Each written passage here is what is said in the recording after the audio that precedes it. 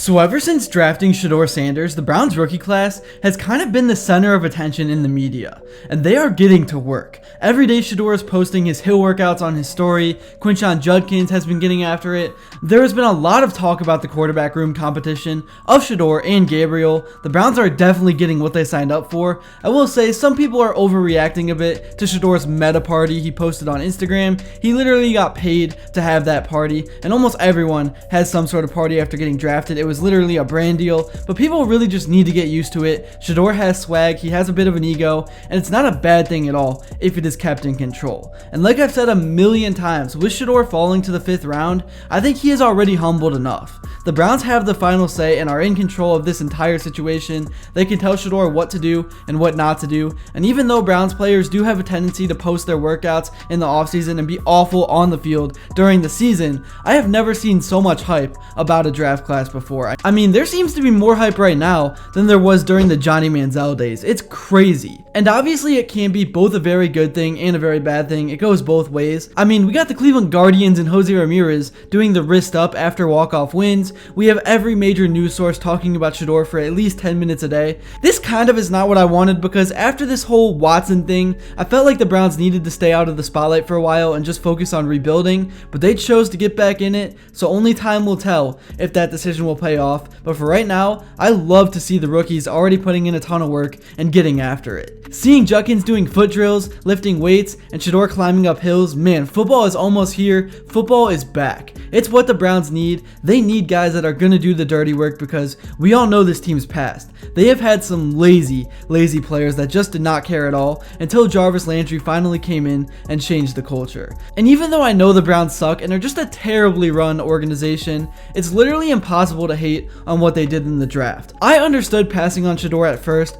but when you have a Lambo on discount for $100 in the 5th round, you just have to take him. He is just way too talented, especially considering what the Browns QB room looked like before they did take him. Alright, moving on, let's actually talk about and take a deep dive into the quarterback battle between Dillon Gabriel and Shedeur Sanders, because I think they have some similarities, but a ton of differences as well. And right now, I think the race between them is a lot closer than you would think. I mean, it really hasn't even started yet. And there was a reason in the Browns' eyes why Dillon Gabriel got taken off the board first. So let's start with Dillon. He of course finished 3rd in the Heisman voting last college football season, behind Travis Hunter and Ashton Jeanty. And historically, over the last decade, the quarterback to finish at the top of the ranking for that year has been a starter in the NFL. Guys like Lamar Jackson, Baker Mayfield, Kyler Murray, Trevor Lawrence, even Joe Burrow, all those guys finished as the #1 QB and are now NFL starters. Dillon Gabriel is a guy that has a quick release and is a rhythm quarterback. The more things go according to plan and the more he is able to settle in and get comfortable, the more dominant he becomes. I mean, we saw that at Oregon. Once the Ducks beat Ohio State in week 2 and everything was riding high, he just continued that momentum forward to lead Oregon on play action plays versus Sanders, who was 2.55 and 2.86 seconds on standard dropbacks. His rapid decision making limited his sack total to just 19,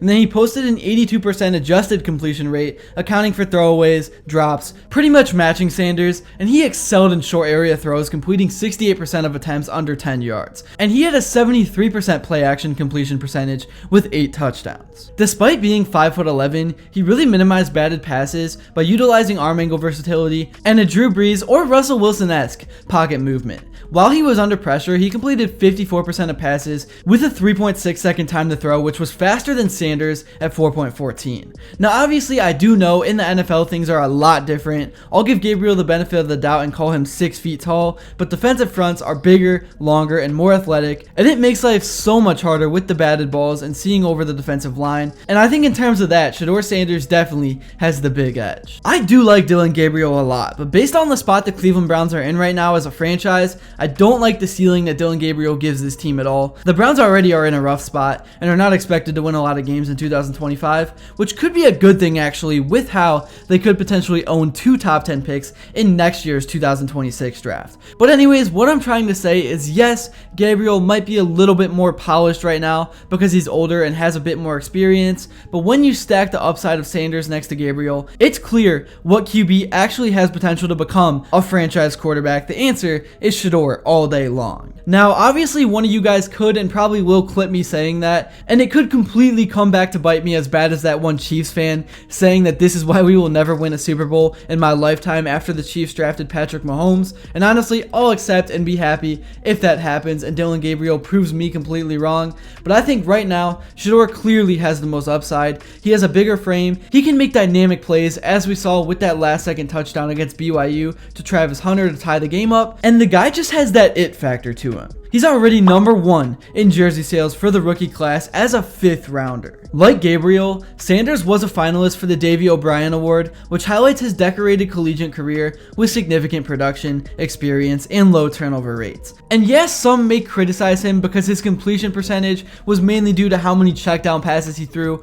all season long at Colorado, but to me, throwing checkdowns is actually a skill that only the best quarterbacks in the league have. I mean, the GOAT himself, Tom Brady, thrived on checkdown passes, taking what was given and not forcing anything. He led the Patriots to double-digit deficit comebacks in the playoffs by just calmly throwing checkdowns with cushioned defense and letting his guys make plays. I mean, as a quarterback, your ultimate number 1 job is to get the ball in the hands of your playmakers. So yeah, in terms of short to intermediate passing, Sanders excels at intermediate touch passes, placing the ball precisely over linebackers and in front of safeties, and he throws with zip, almost like teleporting the ball into receivers' hands. Another thing that Sanders is elite at is making quick and decisive decisions. He does not overthink the game of football. Some may think he's a guy that doesn't spend a lot of time in the film room just based off his ego and how he acts sometimes with interviews and stuff, and how he never attended an in-person class in college, but that is all just not true. He always goes through his reads and almost makes no mistakes, and he can learn any offensive scheme, which is super important because we know that Kevin Stefanski likes to run a complex offense. At times it can even be too complex to the point where it's a bad thing. And for as much as people like to talk about Sanders and his checkdowns, the dude can throw the ball deep with precision. Is he going to be known as a deep ball thrower in his career? I'm 99% sure the answer to that is going to be no, but he can put some zip on his throws and get it to anyone, anywhere on the field. But I'm not going to get too carried away because Sanders does still have his weaknesses, and we need to talk about them. The first would be handling pressure. Some people's major concern is his tendency to drift backwards in the pocket under pressure rather than stepping up or maneuvering within the pocket. This habit was widely criticized by analysts, and it led to excessive sacks. Even though we all do know that Colorado didn't have the best offensive line, some may say that it was piss poor. And because of that, he led all of college football with 41 sacks taken. Now, the Cleveland Browns offensive line is a completely different boat in a completely different scenario than Colorado. It's not even close. I mean, the Browns probably have a top 10 offensive line in the league when they're healthy. Obviously, they haven't been able to be healthy. They've had major injury concerns over the last 2 seasons, but still, nonetheless, this is a completely different scenario, so I'm not going to judge those sack numbers until we see it in front of the Browns and in front of an NFL offensive line. The next thing you could talk about is that Sanders was under pressure on 168 dropbacks, which was much higher than Gabriel, and 17 of his 41 sacks were directly attributed to him. 41.5% of his sacks were his responsibility. Here is a statistical comparison of Shedeur Sanders and Dillon Gabriel's 2024 season. Sanders had 168 pressured dropbacks with 41 sacks, as I just talked about, and 17 of those sacks were his fault, accounting for 41.5%. And then Dillon Gabriel, he had 96 pressured dropbacks and only 19 sacks taken, with 7 attributed sacks, so 36.8% of them were his fault, so almost 5% less. Anyways, overall, it is just an exciting time of year for the Browns and for Browns fans. Rookie minicamp is going to be starting up here very soon,